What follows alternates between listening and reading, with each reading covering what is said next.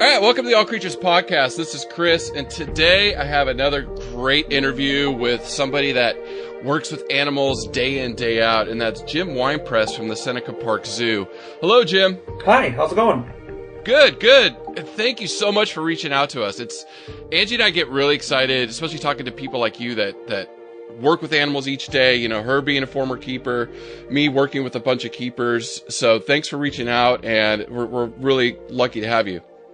Oh, thanks. I'm super excited to be here. I actually discovered this podcast from a Facebook group just for zookeepers, and we were talking about what are your favorite podcasts, and this one came up, and I was like, oh, I have to check this one out, and I completely fell in love with it. So it's an honor to be talking with you today on this podcast. It's awesome. Well, thank you. Yeah, it's funny. It's the animal keeper community, or the animal community is pretty small. Like, you know, we run with the same people, and you know, it's great that Angie and I can keep reaching out and trying to develop this web of information. Yeah, we really, you know, this week we got to cover naked mole rats, which was awesome. But before we jump into animals and stuff, can you just kind of give us a brief background on like where you grew up, how you got involved in conservation and working in zoos? Yeah, of course. I've always been an animal lover ever since I was a little kid, and I'm still very much that mindset of that little boy who wants to look under rocks, you know, and see what's living under there. So that was always in me. I went to SUNY Fredonia in New York and majored in psychology. A lot of people don't understand how psychology fits into what we do, but we do so much husbandry training, you know, with operant conditioning, positive reinforcement, that it does really play into it.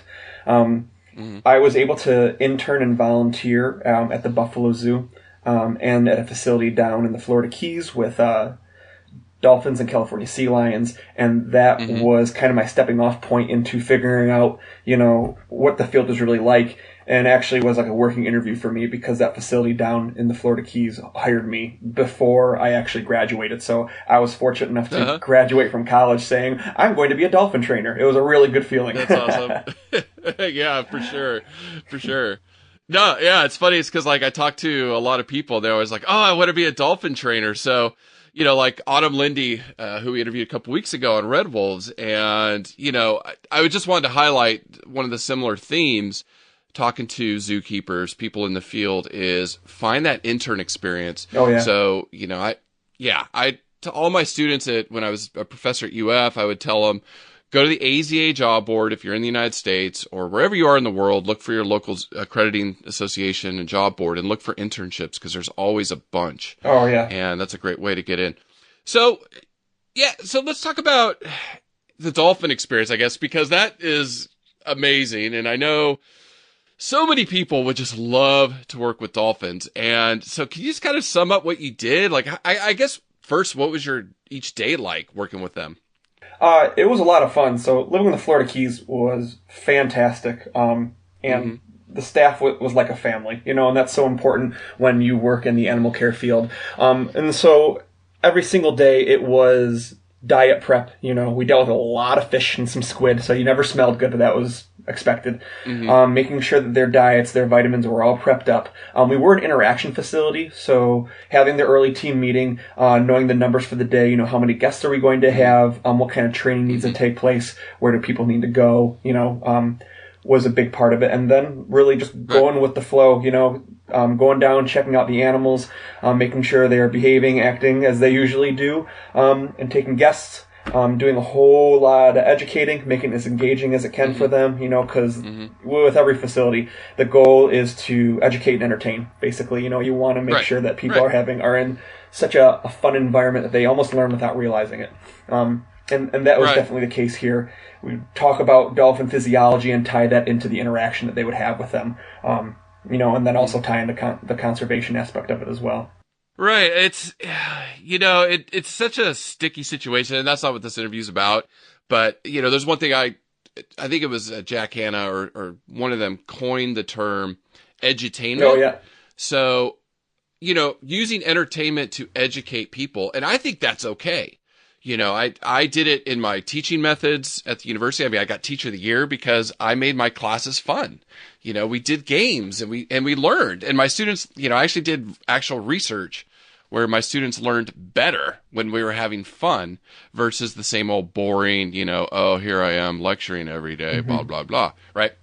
So with animal encounters, I guess one thing, we can maybe talk about real quick is just to make sure listeners feel comfortable that the animals are like really taken care of. Because I mean, quality of life. And I know that's something Angie was really big, especially when we talked to Corp and Maxie, being a keeper, can you describe the steps you take to make sure those animals are healthy and happy? Oh, yeah.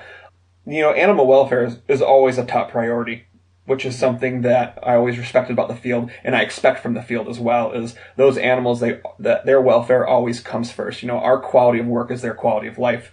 So that's really, really important to me. But no matter what kind of facility you work at, whether it's, got a real emphasis on education, or it is an interaction facility, making sure that the animals are thriving, is always top priority. And the people who are visiting there, they need to understand that. And they usually do, and that's actually what they look for in a facility, because people don't want to visit a facility just to see animals anymore. They want to visit a facility that they know the animals are well taken care of, and just whether it's a dolphin or a naked mole rat, you want to make sure that you know the animals, both in terms of who they are as a species and who they are as an individual, making sure that they're showing those appropriate natural behaviors that you want to see, but then also you're acting normal for Bob, Bob the dolphin, that's how Bob acts. So we know that he's experiencing a high level of welfare because this is a typical behavior of him. So just, learning to see the details every single day. Right. And my motivation in asking this question is because I know, what goes on behind the scenes. I know, I've been there, I've seen it. I am a diehard animal conservation, animal welfare is a big priority, making sure these animals are taken care of. But I'm also a big defender of zoos and aquariums because I really think we need the public engaged, like edutainment. We need them interested, not just the people that listen to this podcast who are animal diehards, most of us. It's, the general public that doesn't study this stuff, doesn't understand, dolphins, doesn't understand whales, doesn't understand naked mole rats. So using, zoos and aquariums, I really think there's a lot of misinformation out there for the average person, and they don't understand what's going on. So, that's great. That's really great. So after you left the Keys, where did you go? After that, I went out west and spent about 4 years working at the Utah's Hogle Zoo in Salt Lake City, which was really cool. So that was my first introduction to African elephants. So with working with marine mammals, all your interactions with them, they're in the water, and you're in the dock, so you're usually looking down towards them. This is the first time I ever had to look up at an animal, and that was a really different experience for me. And I got to work with 3 females, one that wasn't even a year old yet, and then 2 adults, one that was the oldest female in the country at the time for African elephants. So that was quite the experience. After a couple years of working with them, we opened a new area called Rocky Shores, and brought in some rescued sea lions, some harbor seals, a couple rescued grizzly bears, polar bear, some really cool animals, and got some great experience working with them. Oh yeah, elephants are my favorite animal, and I'm wrapping up. Hey, even though I'm living here in New Zealand, I still have a grad student that I'm helping mentor, that she's back there in Florida still doing elephant research.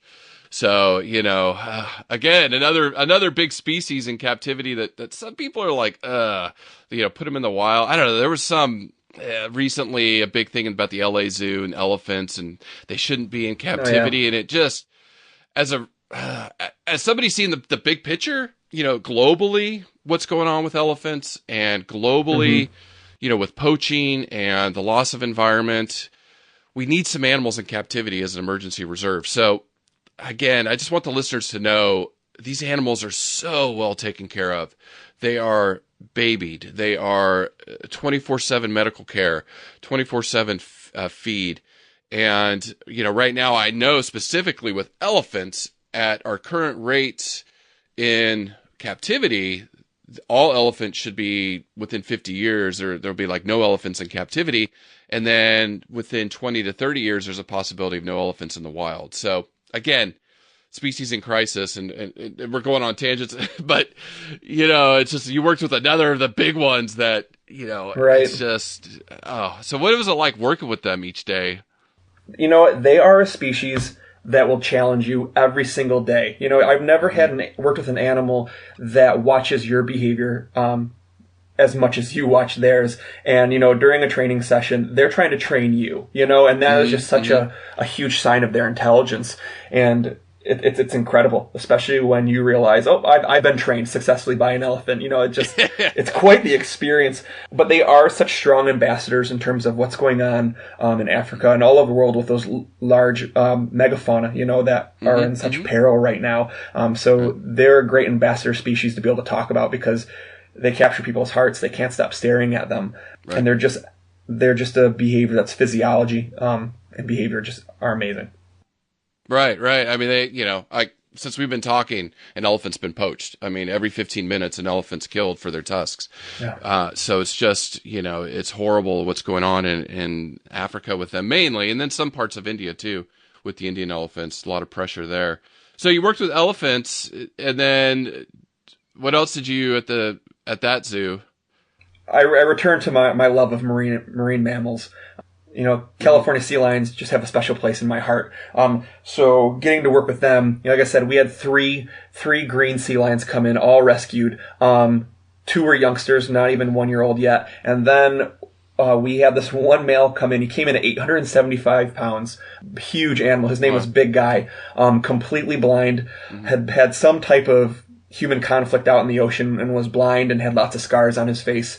Probably one of the most visually intimidating animals I've ever seen in my life, but probably one of the most easygoing animals I've ever worked with, in terms of his adaptability to new situations, and intelligence and training. Just a truly remarkable animal that, once again, people couldn't take their eyes off him, and he was a great animal to be able to show people, this is why sea lions, this is why marine animals are so incredible, Right. So, can you talk? Because I did want to. I know you did work with some marine mammals, and so with a sea lion, what do they eat? Like, how often do you feed them? They're just such big creatures, So I imagine just tons and tons of fish each day. But yeah, and their diet, just like any species, is going to depend on their age, their size, their body condition, their behavior. But depending on the facility you work at, these animals are eating 3 to 4, 5 times a day. Honestly, the more sessions you can have with those animals, a lot of smaller meals, the better it is. Because those animals in their natural habitat are out hunting for hours at a time. That's just the way that they are. So a lot of small meals are great. And, from a keeper standpoint, that's just more opportunities to work with them and do some successful training. But they love everything from species of capelin, herring, mackerel, squid, silver sides, smelt.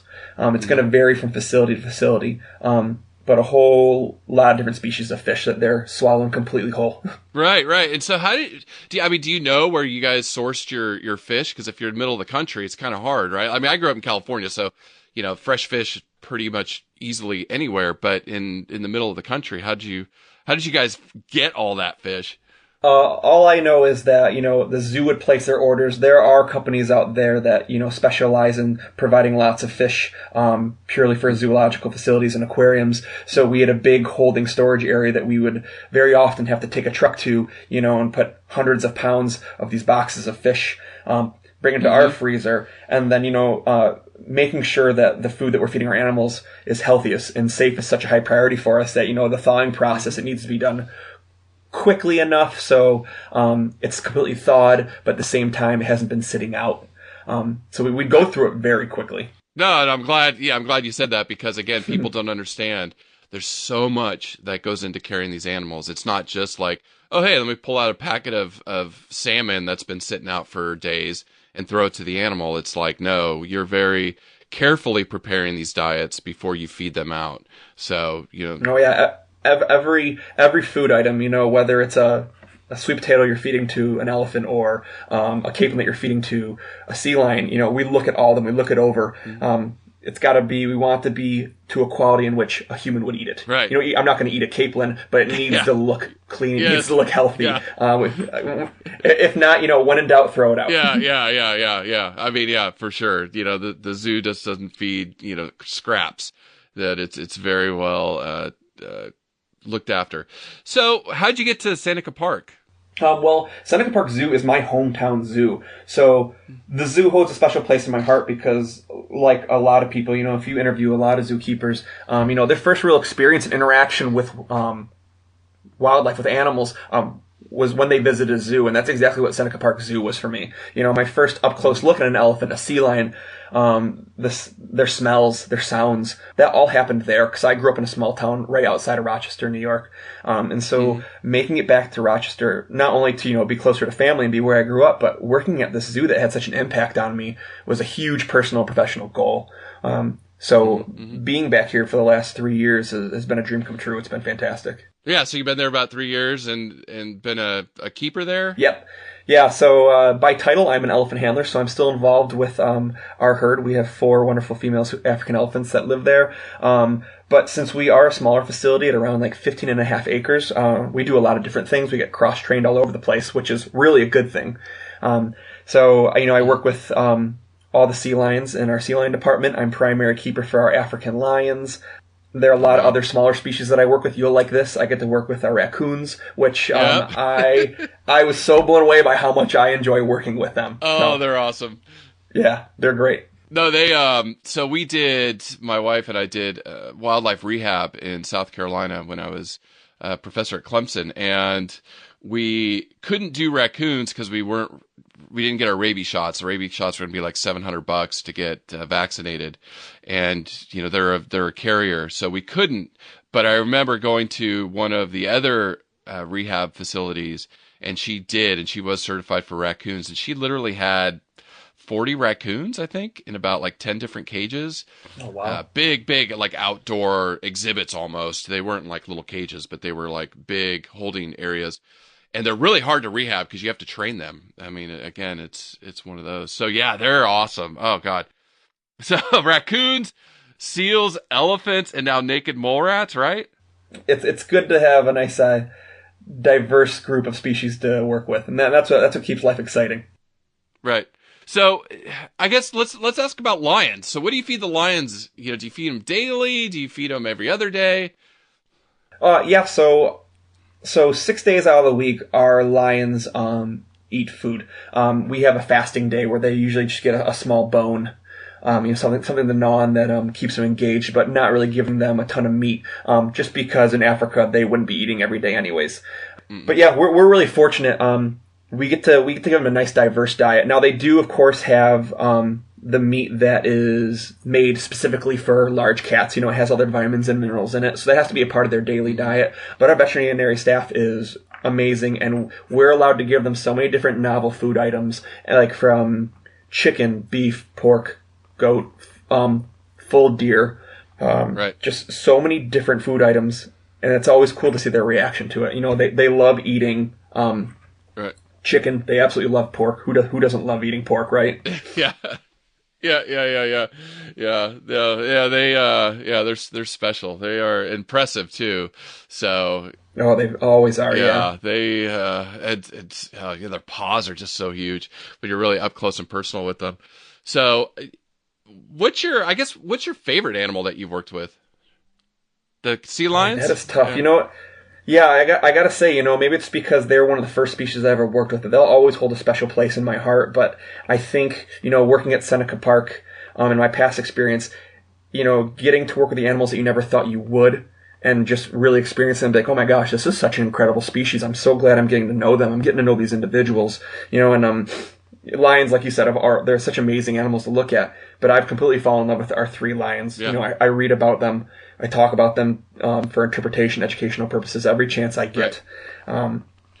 So I say a good day for me is lions and lions, sea lions and African lions. Right. Yeah, no, they're all amazing, and just great creatures to work with. So you reached out and said, hey, you should do naked mole rats. It was one of the species you mentioned, and Angie and I were like, yeah, that is a great idea. So you guys are getting them soon, right? You're preparing to get them?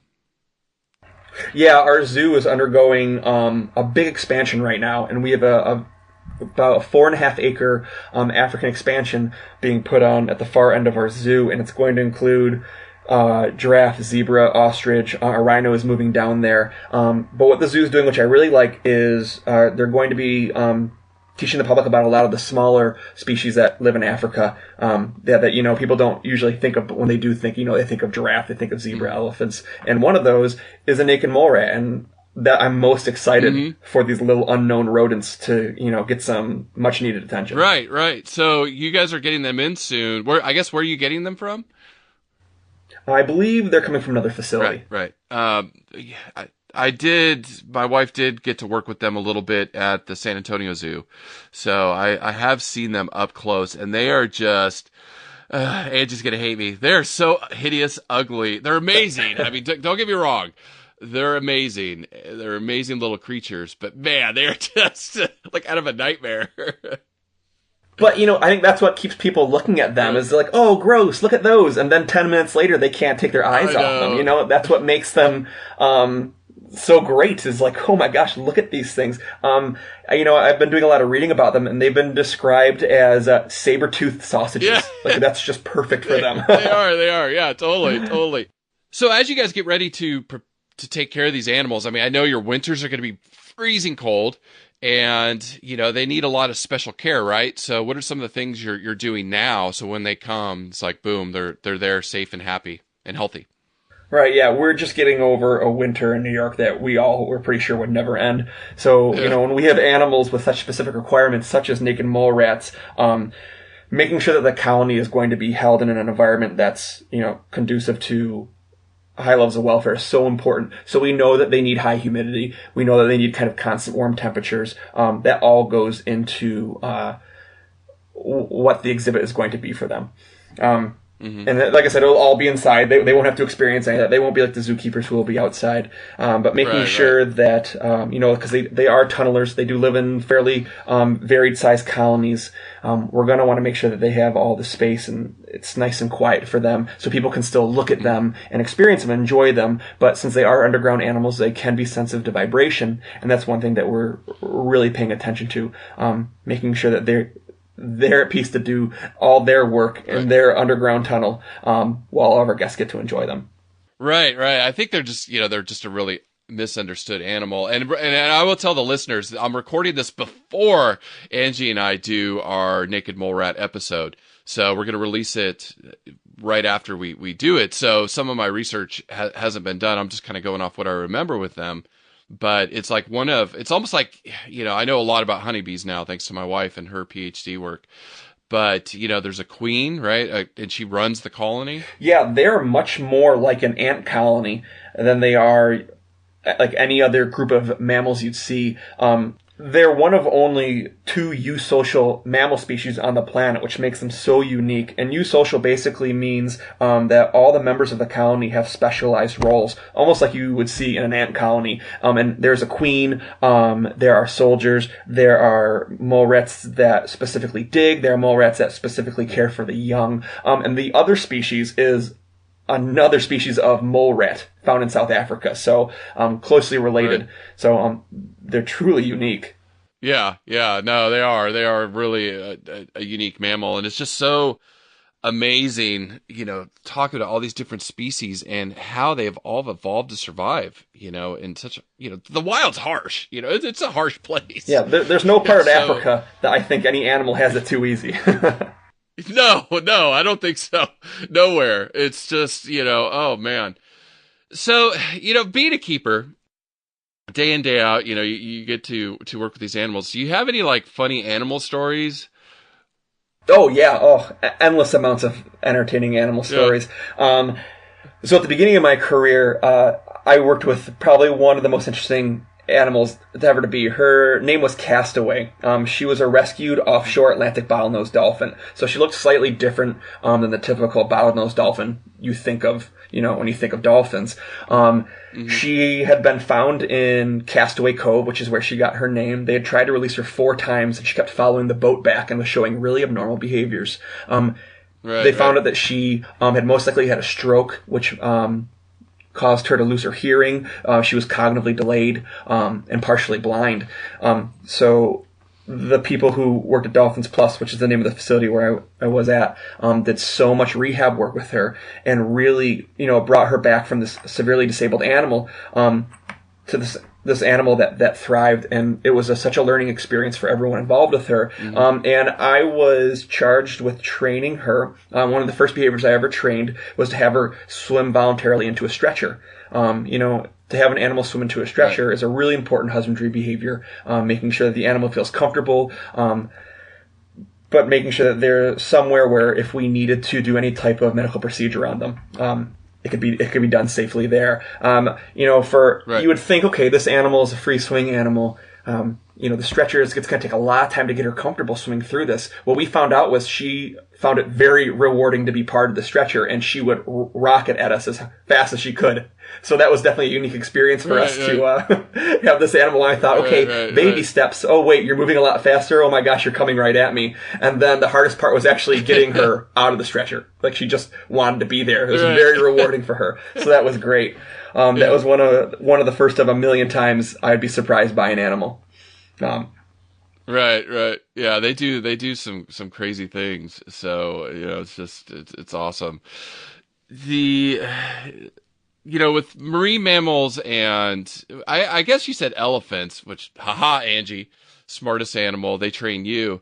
What did you notice is there a big difference between caring, say, for a marine mammal and a terrestrial mammal? So like the difference between a lion and a sea lion, like just different approaches?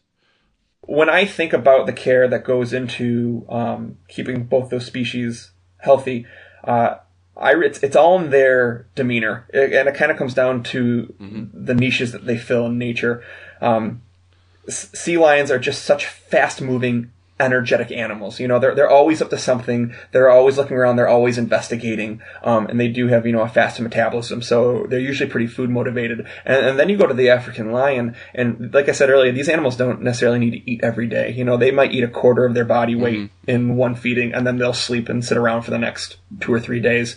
So that was a big adjustment for me because lions are happy laying in the sun. They are the least active of the big cats. 18 to 21 hours a day. They just conserve energy and relax. So, usually if you call for a sea lion, they're ready to go. They're ready to interact. They're ready to look around. What are you up to? What do you have for me? What's going on? Where African lions, they might just look at you and yawn, and they won't move for 2 to 3 hours. So that's one of the biggest differences for me is their motivation. And that all comes down to, their behavior and who they are as a species. Right. Yeah, no, they are. I mean, you look at what African lions do each day, and it's just conserving energy. That's the biology behind it.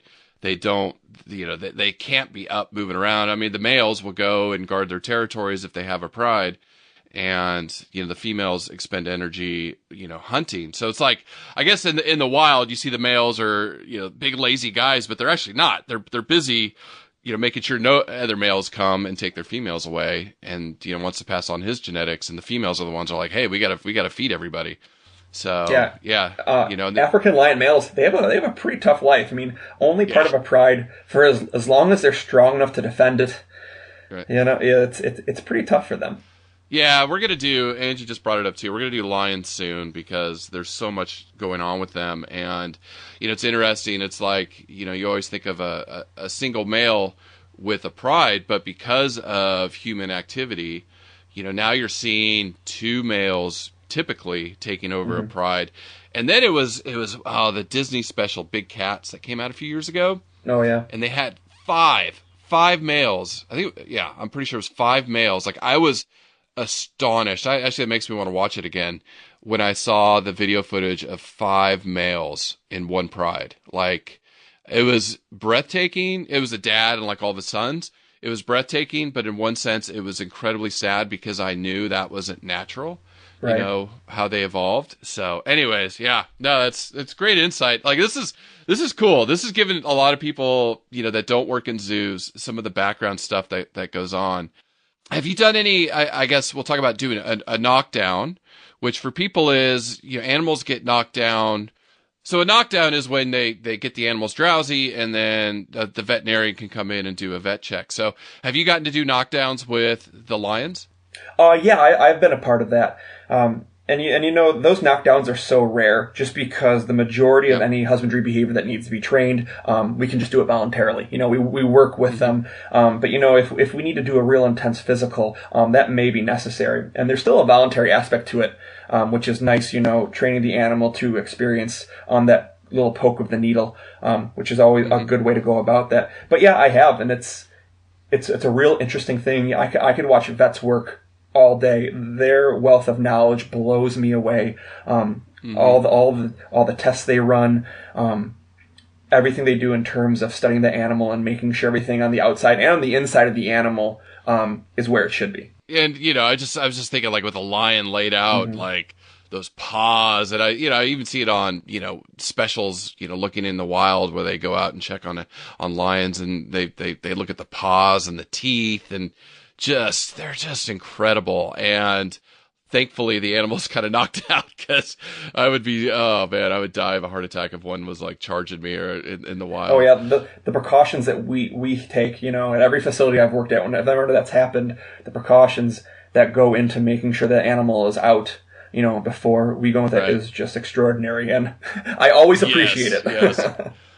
Yes, I imagine. Yeah, for sure. And, you know, working with veterinarians too, you know, throughout my career, you know, looking at the health of the animal, there's a lot you can do. And like you said, you said the voluntary training. I remember one that came to my mind was watching, you know, at the Greenville Zoo in South Carolina, you know, they were training the orangutans to present their shoulders so they can get all their vaccinations and stuff. And just give them a granola bar. They loved it. And they just sat there and they're like, okay. And, you know, give them a shot. And they're like, whatever. Yeah. And you know, and that's the goal. Sorry about that. I didn't mean to interrupt you. No. Yeah, you're totally right. That's totally the goal. The goal is no matter what we do, for it to be no big deal. You want training to be a game that you set the animals up to win. You know, so they get a vaccine or they get an injection and they're like, oh, what happened? You know, all I got was my meatball. And then their day goes on. Yeah, so can you talk a little bit about, like, you know, this is really great because, you know, doing the behind the scenes stuff, enrichment strategies, like what do you do, like say for the lions or sea lions, you know, all the different, the elephants. So, you know, enrichment to keep them engaged each day mentally. Yeah, of course. And, you know, in any good zoo or aquarium, enrichment is such a big part of our day. And so much more goes into it than, you know, throwing a big ball out into an exhibit. Just thinking of the elephants, the lions, the sea lions, all those animals, food enrichment is always, a good idea. You know, animals are always, motivated by food, and it's really interesting when you put a novel treat or, a food item into an object. It's so interesting watching the animals use their mind and their body using different techniques to get that food out. Makes me think of the elephants that we have. One of our elephants, Jenny C, she is just a pro. You know, like we put food in any type of ball, she will pick it up, you know, or a large plastic box with a couple holes.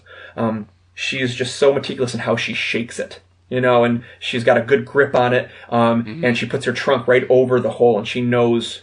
It reminds me of those games growing up, you know, where you had to get the little ball into the hole. That's what she's doing. That's exactly what she's doing. Right, and then we have other elephants like Moki and Chana, are two slightly younger females, and they just don't have that skill. So it's fun watching them. You know, they'll kick it, they'll kind of pick it up and shake it.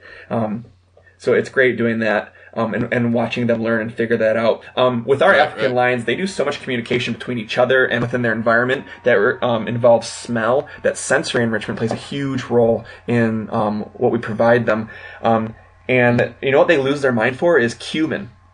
They really seem to like that. They'll roll in it for so long. They'll all three will come in, and it's like they have no bones in their body. You know, they just writhe around, and it's fantastic. Oh, that's funny.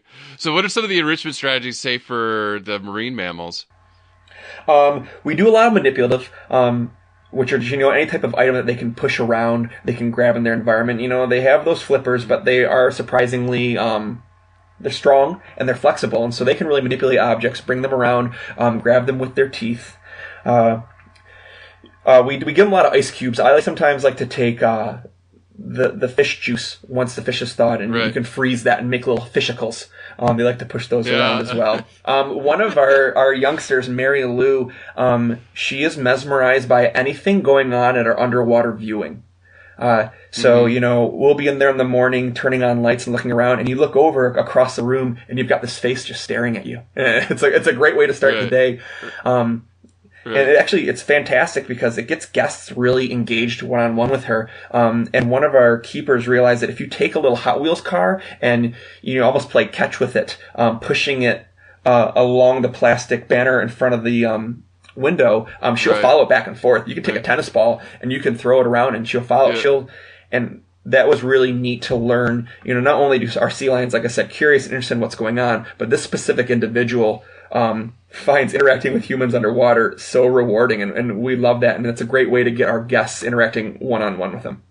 It's just keeping their minds engaged, and in the wild, it's not like they have 24/7 entertainment like in humans we think of. We always need our minds engaged or whatever. In the wild, they're sleeping, they're hunting, and conserving energy, and so in captivity, when they don't have to really hunt, you need to do some of these things called enrichment to keep them active and their minds engaged. So, we don't see some of the bad stereotypic behaviors that, you'd see, years and years and years ago at zoos. It's awesome when we have these animals under human care. What's some of the conservation stuff that Seneca Park's involved with right now? What I like is Seneca Park pays a lot of attention to, conservation initiatives far away, like in Indonesia with our orangutans, in Madagascar, but we also do a lot locally, which I think is really important to us. Also appreciating the animals like raccoons that you see around us. And it's always changing.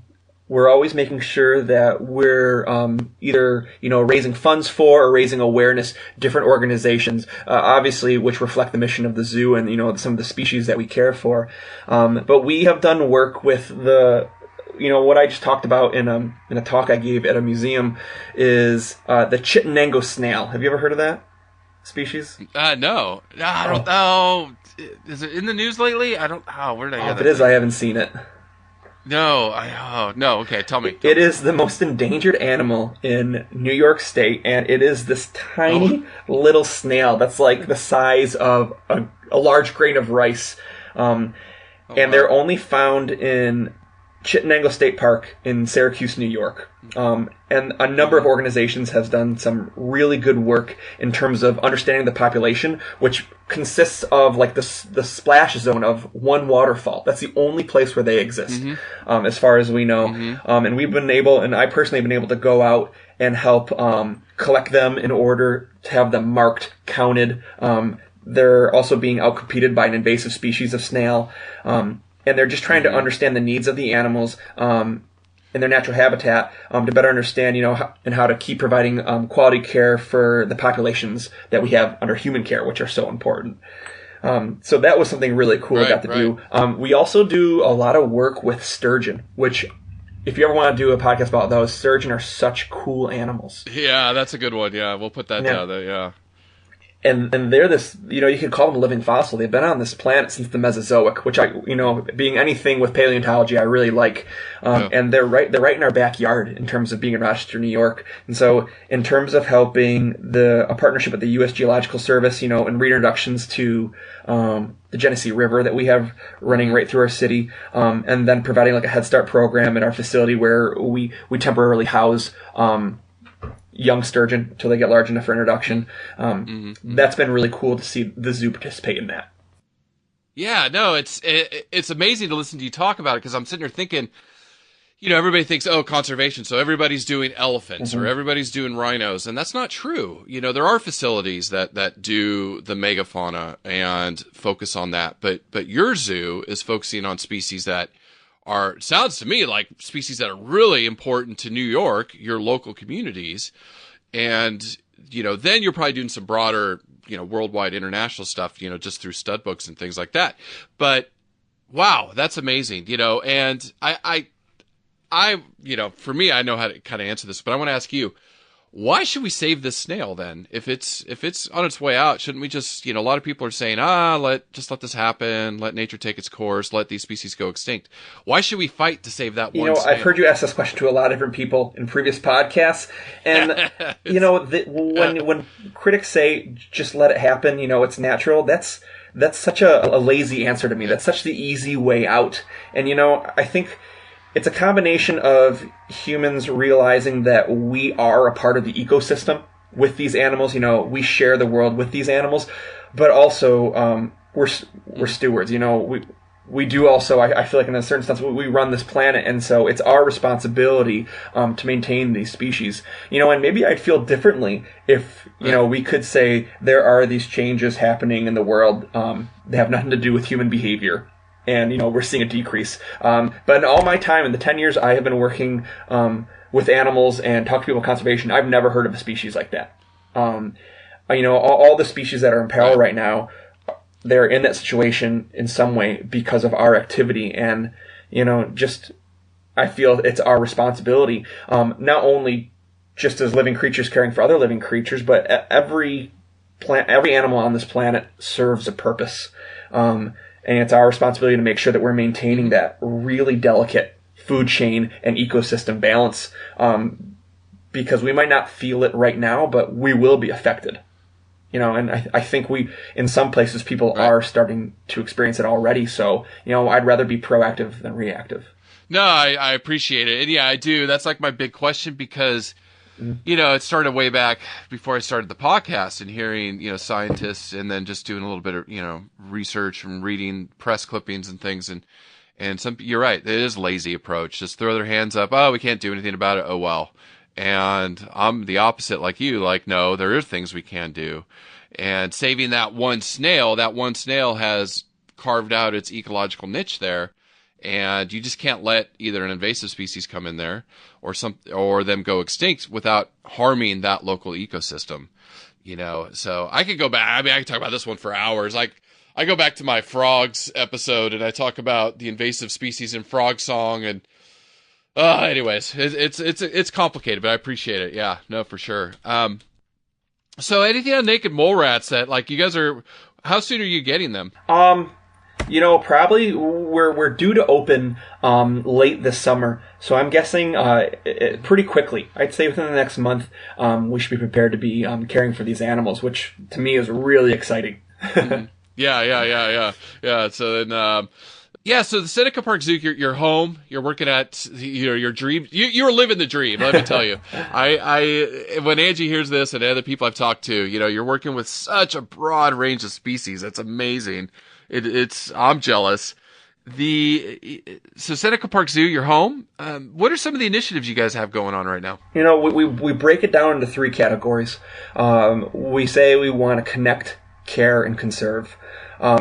So when we talk about connecting, we want people to come to the zoo and through up-close experiences get to see these animals, in a way that watching a YouTube video just can't provide them.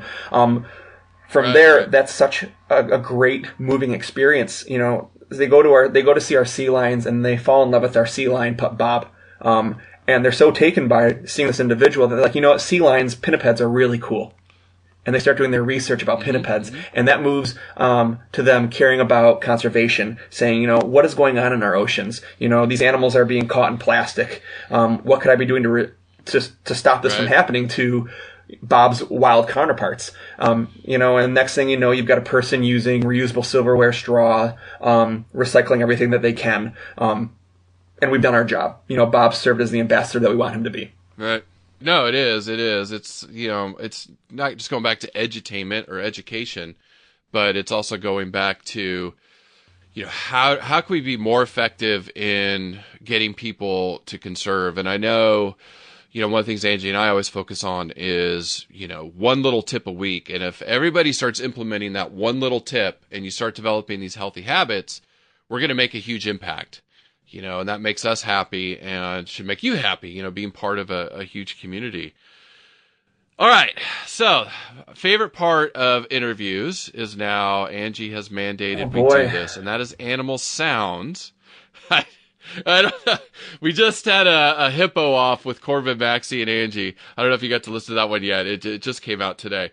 But, so, can you do a sea lion sound? You know what? I'm trying to think of my go-to animal noises, and if we could go, okay, I might be able to do a sea lion, but African lion is better and actually worse for me, for anyone listening to this. So everyone thinks of like the Lion King, you know, when the male roars and it's all this big triumphant. Right. If you actually listen to a male lion vocalize, which that wasn't in the movie, it's actually like a dry heave. It's very much like a that's exactly what they're doing, and I sound like I'm dry heaving, which is exactly what I am doing. But that's what they're doing. This weird like noise, but much more majestic and. Yeah, that's awesome. Thank you. I actually, with the hippo episode, I actually spliced in what the hippo sounds like. So I may find a lion and splice Please it do in to save some of my.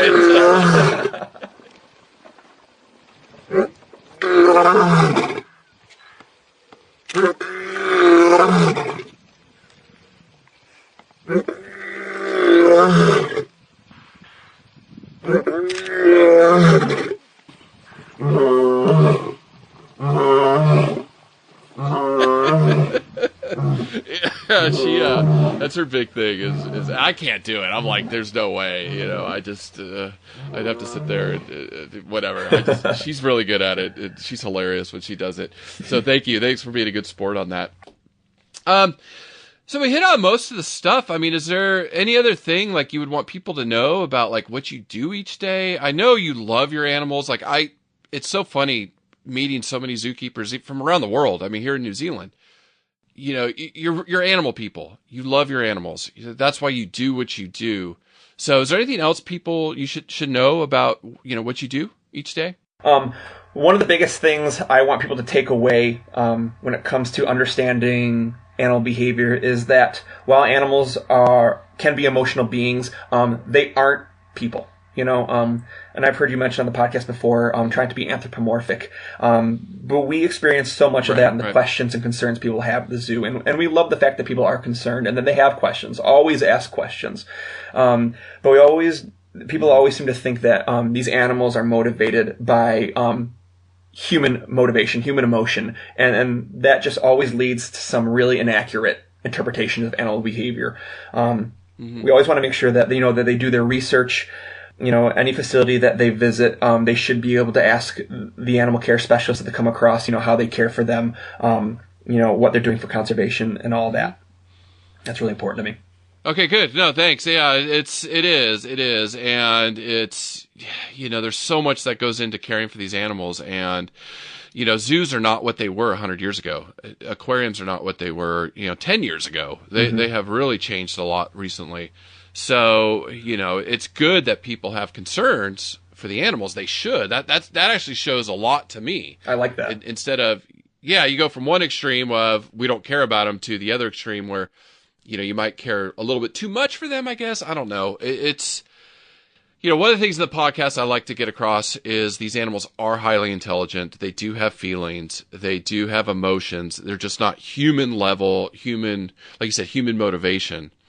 And caring for them, you know, you guys, the care specialists, know a lot about their psychology, their behavior, things like that. So it's good to hear from you, you know, what your take on that issue. And then just the other point is, you know, Angie and I always talk about is these emergency populations in the wild, like with the red wolf. Great example of another species in crisis, going to go extinct in the wild again. And thankfully we have 200 in captivity, so we can try to reintroduce them somewhere. Maybe not North Carolina, maybe somewhere else where they can be cared for and where they can thrive. So, yeah, really important mission. So I guess my final question, because I've taken up almost an hour of your time, is how can we help? How can we help Seneca Park or any causes that you really care about? You can come and visit Seneca Park and come say hi to me.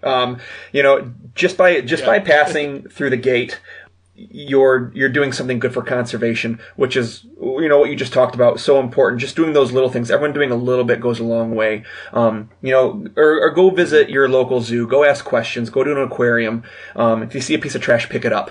Anytime you can reduce the plastics, which is just everywhere. Do your best to do that. that's one of the things I want to take away is, living an environmentally friendly life and coexisting well with wildlife. It doesn't require a radical change in your lifestyle. It's just like with an animal. It's just learning a new behavior. Just little things you can do. And if we all do it, then it makes a big impact. You may not feel like you're doing much, but when we do it collectively, it really, really makes a big difference, and it'll affect the animals. It really has a big effect. So, well, Jim Weinpress at the Seneca Park Zoo, he said it. Go see him. Thanks for your time. Thanks for reaching out to us. It's awesome to talk to people from around the world again. Here's somebody that day in, day out, they live, breathe, animal conservation, education, and he gets to work with some amazing creatures. So go check him out, Seneca Park Zoo. I know if I'm ever in that area, I will definitely come by and let you know. I don't know when I'm coming back to the States, sometime Christmas time. But no, thanks for your time, and take care. Thank you. Same to you.